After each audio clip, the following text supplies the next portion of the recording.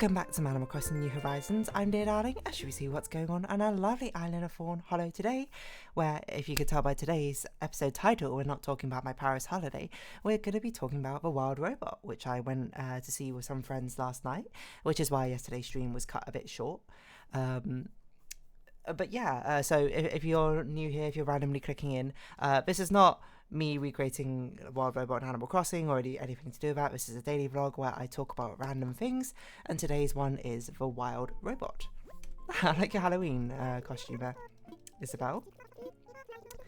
But yes, so Wild Robot, if you don't know, I actually didn't know too much about this movie. I knew it was a DreamWorks movie, and I saw like one trailer ages ago, and I was like, that looks cool. And then I was like, I didn't realize it came out until my friend was like, I want to see it. And I was like, I didn't realize it came out already. But yeah, I basically went in with only the knowledge from the very, very early trailer. So what I thought it was going to be was basically like a really environmental, ambient, beautiful looking animated movie, which is partly true of what I got. But I'm not going to come to your place, I'm sorry, Rowan. I'm going to have to reject you and I need to talk about a robot. And it's partly true. It's mostly true. It is, is my overall review of it. It is beautiful. It is definitely the most beautiful animated movie I've seen. Like, the only one which can maybe hold a candle to it, I think, is The Last Wish. From Puss in Boots, but that, like, it feels different because I feel like the sort of beauty that they're trying to go for in both movies are a little bit different, but probably one of the most beautiful movies I've ever seen. Like, it was breathtakingly gorgeous, and it was honestly just like a very cute, warm movie. So overall, if you want like a rating scale of like 1 to 10, I think it probably averages about a 9-ish, because it's like, aesthetically it's like 10 out of 10, and story-wise I'd say I was really harsh when I first finished watching it. I said to my friends I would give it a 5 out of 10 for its story. I think that's too harsh. I think its story is like 7 out of 10 or something which makes it like good, but it's not like mind-breaking, mind-boggling or anything. But my overarching thing is like, you should, if you like, okay, even if you don't like animated movies that much, you should probably still, like, only if you strongly dislike animated movies, I guess, would you not watch this, because it's such a pretty looking movie. Like, I cannot describe to you, like, I don't want to, like, overhype it and you see it and you're like, oh, it's not that good, because whatever you can imagine, I'm sure, in your mind, could probably be a million times more, but, due to technical limitations and the reality of actually watching something tangible, it's still an absolutely gorgeous movie. I also went into it thinking it was going to be essentially like a silent quote movie, where there wasn't much like dialogue or any dialogue between the characters, but there was. I'm not going to say it was a bad thing necessarily, it was not what I was expecting, and my initial reaction was like, I think it's worse off for it. But upon reflection, upon like thinking about it more, cooler heads prevail. I'm like, no, I think it's still fine with it. I think it's still pretty good actually, with its talking animals. So yeah, I'll warn you before I get into any big spoilers of that sort of thing. So I'll warn you for mild spoilers, and I'll warn you for mega spoilers. But yeah, I mean, like, I keep gushing over how beautiful this movie is, because it is really like the key part of it. Like, I so rarely give 10 out of 10s for anything for like a movie, I think. But this movie fully and wholly deserves its 10 out of 10 aesthetically. It's so pretty, because it's a movie which really, like, it has multiple different sort of themes going on. So I guess mild spoilers from here on out about things it explores story-wise. Like, one major thing is about this sort of like concept of like family and motherhood, I guess.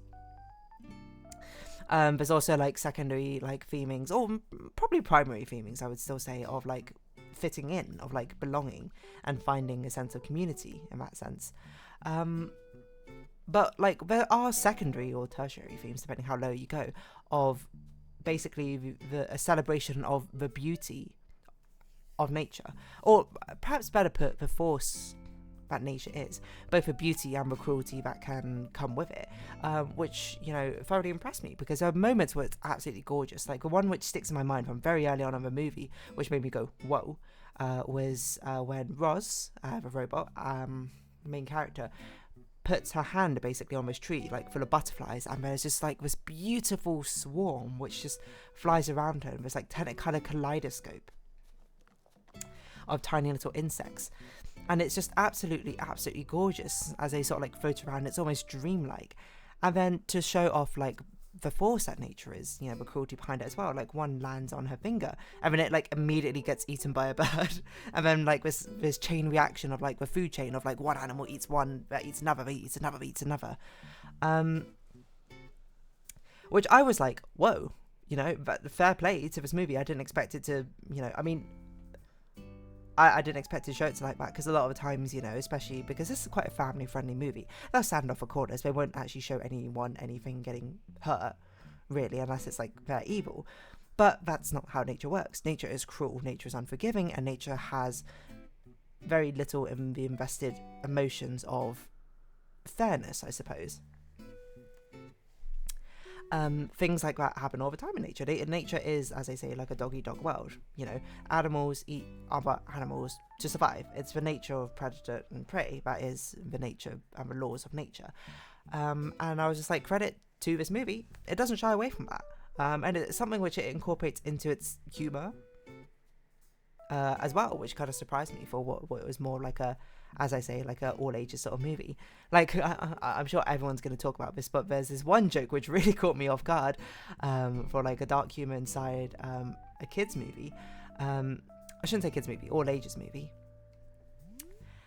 where a possum mother is talking to Roz the robot about like how to be a mum and that sort of thing. And then the possum Pinktail, her name, goes, I've been raising these 7 kids. And then you hear like a child screaming off screen, and then like she just sort of like I can't remember, like just like the kid screams and has like claws or like a snap of jaws or something, and she goes 6 kids. And I was just like, that's incredibly dark. I think it's not dark because I suppose I have 2 minds about it, because that's just how nature works, right? Things like that happen all the time. But I guess because these animals are so anthropomorphized, it ends up being quite dark as well, because it's like there's an element of personification to these characters. Anyway, it turns out that kid's actually fine, but I was just like, you almost had me there. You almost had me there, DreamWorks. Well, I was just like, I was going to be thoroughly impressed by that. But at the end of the day, this is meant to be like I will tell you, this is meant to be, and I think you might question me, I suppose, if you've seen this movie. This is meant to be a feel-good movie. And you might question me if you've actually seen the movie, because from here on out we're doing like mega spoilers, I suppose, so be careful. If you haven't seen the movie, go watch it. It's worth your time, in my opinion. I would give like 90% of people it would be worth the time. 10% of you, maybe you don't care or think it was a waste of your time, in which case, you know, you can self-select who you are. But anyway, I forgot what I was saying. Something about cruelty of nature, something. Oh yes, it's a feel-good movie, in my opinion. Which is also kind of like where some of the problems stem from, I think. Like, I have small nitpicks of this movie, but not like, but nothing which ruined the experience, but it's more like something which holds it back from being what in my eyes would be like, this would have been even better. But I also think it sort of fundamentally changes the movie a bit, so it's a bit of like, to your own personal tastes, right? But it's a feel-good movie. And if you watch the movie, you might be like, why would you say that? This movie made me like cry on 3 separate opportunities. And that's fair. But it's a sort of a thing where this entire plot of The Wild Robot is not a crazy one. It's very, honestly, quite predictable. And it sounds like I'm saying that in like a disparaging way. And I suppose that's because in my initial impression, I was saying that in a disparaging way after I first watched a movie. But now upon reflection, I no longer say that in a disparaging tone, or no longer attempt to say it in a disparaging tone. But it is a feel-good movie because you know things are generally going to work out for the better. You know, they're not going to kill the main character or anything like that. That would be crazy for like how the movie set itself up. But they will have sad moments, and they will have like heartbreaking moments. But the thing to me, which makes it feel, I suppose, more of a feel good rather than the feel like cry your eyes out sort of thing, is the fact that the plots and the drama it has is very, very predictable. I would almost say, no, I think I would say the movie and its plot is quite on the nose. I'm not sure it quite goes into cheesy. At some points, maybe it goes into cheesy, but the entire, and gripe number 1 with this movie, is very, very, very on the nose. Like, you know, the one of the plot points is like Roz accidentally kills this Gosling's family, and but she saves the gosling and tries to raise him of his own, and it's like, okay, obviously there's going to be like a dramatic irony of Roz knowing this and of Gosling not knowing, and there's going to be some plot point where he finds out, and it happens basically beat for beat, and then there's going to be a breakup between them, and then he's going to be like, you're not my real mum or something, and that happens basically beat for beat, and it's entirely predictable, and of course it's sad. I don't mean to say that like because something's predictable it doesn't have any emotional value or emotional impact. It does, of course it does. It's heartbreaking to see Roz sort of like barely understand the feeling, I suppose, of this like maternal love in the first place, and now having been rejected from it has this sort of like reaction to it. But I will say it is very on the nose, like a lot of the time. Like that was one moment I was like, this is super on the nose. It was very on the nose when they introduced like the sage goose character, who, gripe number 2, I suppose, minor gripe with the plot, not very.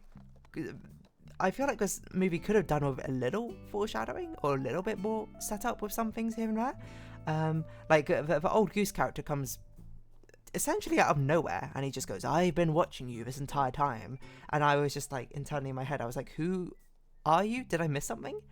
Like, to me it feels like they could have just had one small scene or even like a shot of just introducing his character slightly earlier on, of him being a goose who does not completely reject Bright Bill or something entirely, or something like that. I don't know. I feel like it's just missing that little bit of setup to make the punches hit harder. It's the best way to put it. It's like, imagine it's a fighting game. It's got this character, the wild robot, has great punches, you know. Its frame data is good. It just has no wind up, or has very little, not enough wind up to the punch, so it doesn't feel like it sells the motion as well as it could have. I don't know why I used the animation metaphor for my animation analysis, but still. It's just a tiny bit more setup with it, and I think it like it nails that punch perfectly. Because major spoilers, Longneck dies, except for like it did not feel like I was that invested in his character, because I was just like, I just found out you even existed, and it's like, oh, you're kind of sympathetic to, you know, a character I am rooting for, I am invested in. Cool. I guess that's cool. And then you don't see him too much, when you see him again, and then you don't see him again for a little bit, and then the next time you see him, he sacrifices himself, and I'm like, what? Okay, fair enough, I guess. Like, I mean, definitely sad, but then it like cuts away so quickly that like you don't feel any emotional impact, because the emotional impact or resolution is after an entire scene, like quite a long scene, I think, with Roz and Fink, right? So it's sort of like, I don't know, like I guess I didn't feel the impact I feel like I should have from some of these scenes. And that's my second gripe, I think, with this movie, is that it puts a lot of weight on a lot of moments in the movie, which I'm kind of like, is this a good or a bad thing? I'm not really sure. But the best way I can put it is like, it feels like this movie has like 5 different story climaxes in it and resolutions, which feels like a lot, because it is a lot. A lot of the times you're meant to be able to point to like one moment where it's like, whoa, this is like the big moment, the big like sort of story arc climax, which eventually gets a resolution. But it feels like it happens a lot because they put a lot of like, I don't want to say forced, because that's not what I mean, but they put like a lot of weight on these heavy, sad moments. Like, obviously showing nature being very cruel at the beginning to Roz, and then just showing her basically completely like beaten up and broken down, and then seeing her she accidentally killed like this bird family. It's like, that's like big heavy punch like at the beginning, which also has the same sort of weight as later on, where, you know, Roz and Bright Bill have like this sort of falling out, which also has the same sort of emotional impact of Roz seemingly sacrificing herself to save all the animals of the island, which also has the same emotional impact of the reuniting of Bright Bill and Roz, and also the same emotional like level of, I think intensity is the word I'm looking for here. To me, it felt like, because they went for so many like of these high intensity emotional punches, it ended up sort of nulling down quite a lot of them as well. I'm not someone who I've not found a movie, I should say, which I've like teared up on or cried at, I suppose.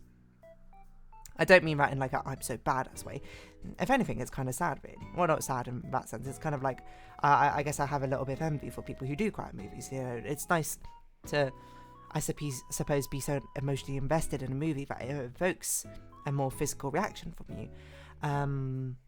But I feel like I felt even more numbed than usual to some of these emotional impacts, because I was like, there's just so many in here where it's like, I feel like it's now having the opposite effect on me personally, where I'm like, instead of being like, I'm crying every 5 minutes, I'm just like, okay, this is just like another heavy emotional impact right here, you know? It feels like there needs to be some sort of hierarchy to them, but I don't know how to best organise that. So those are my two major gripes, I would say, with the movie. Oh, I guess there's one minor gripe as well. I think the pacing was a bit weird sometimes, but it was not enough to detract from the movie. So it was just something I thought about afterwards. I was just like, some parts I think they glossed over too quickly. Some parts I think lingered on a bit too long. But nothing enough where I was just like, I think it's ruined the moment for me. Just sort of something I was thinking in retrospect. But those are my two major gripes, I think. Is one, it's so unbelievably on the nose and straightforward with its plot. And two, the thing I just said, which I immediately forgot. It goes for so many emotional swings that it ends up sort of desensitizing yourself almost to them. Or maybe I'm just too robotic and heartless, I think, in the first place, which is a bit unfortunate, but that's just my own personal taste. I mean, this is a very biased personal review, isn't it? But I will say that my gripe with it being a very straightforward plot, I was much harsher on immediately after I watched the movie. Like, I think I even described it to my friends that I was like, I feel like I watched the most beautiful, breathtaking nursery, like, children's book, picture book or something, as my means of like sort of criticism, whereas like the plot is so formulaically following very established expected patterns. But then in the aftermath, in the afterglow of watching a movie and like having some time to think about it and reflecting, I was like, I don't think that's actually as bad as I think it is. You know, obviously, you know, me being the 27-year-old who's watched like a load of different media properties and invested myself in a lot of different media properties, of course it's going to seem typical and trite, but this is all ages movies. There's nothing wrong, you know, while I think kids can handle more complex plots and more unexpected plots, kids also have engaged with less media properties. They're going to have to engage with those things which make up for tropes, the things which make up for basic building blocks for plots and stories at some point. It might as well be a movie like Wild Robot, which does it pretty well.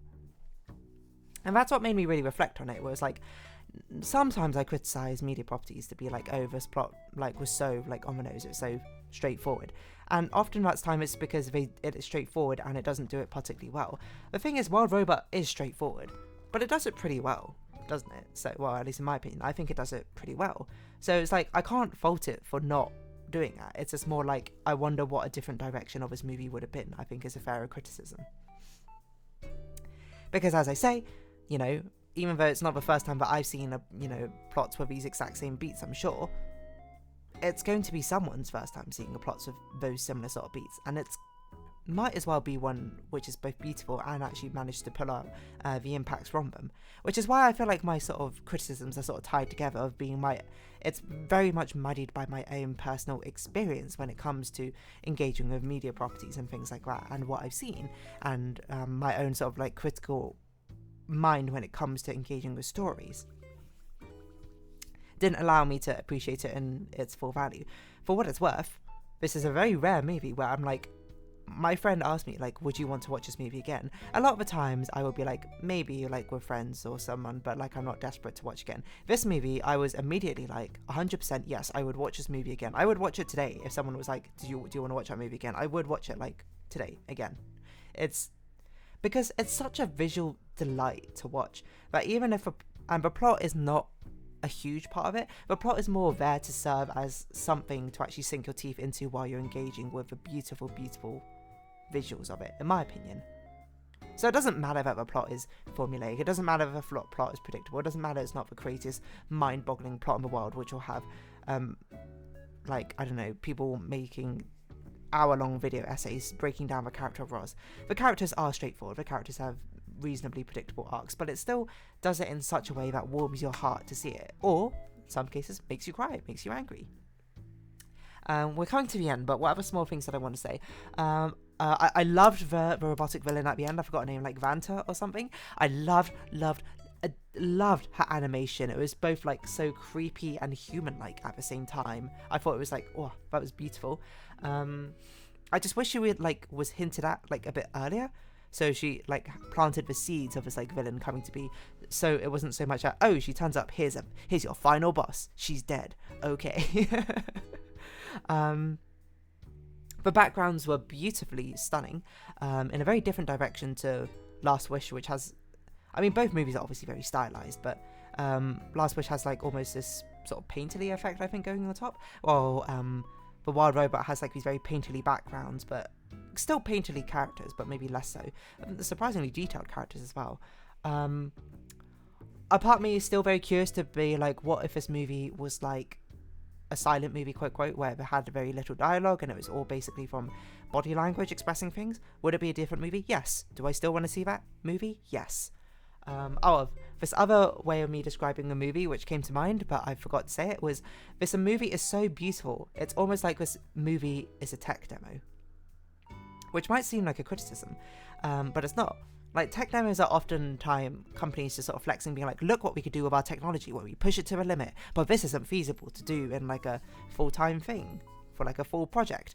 This entire movie was just almost like it was a tech demo, being like, look what we do when we push it to the limit, and then we actually made it into a full project, like full commercial product. It's crazy. Like, I almost want this movie, want to watch a movie and like have it on D&D just so I can like pause and rewind through the beautiful scenery again. It's gorgeous. Voice acting was great, by the way. Lupita was fantastic. I didn't even realise it was Lupita until I saw the credits. Also didn't know it was, what's his name? I'm gonna forget his name, hold on. Robot. It's Fink's name. It's like, it starts with P. I know it starts with P. I want to say, it's not it's something, Pedro Pascal, that's it. Didn't know that was Pedro Pascal.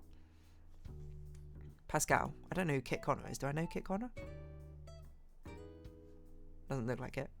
I also didn't know it was Mark Hamill, who was a bear. Completely surprised me.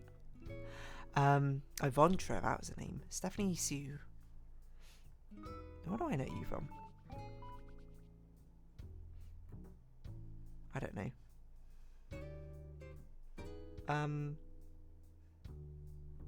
Yeah, I'm not sure what else to say.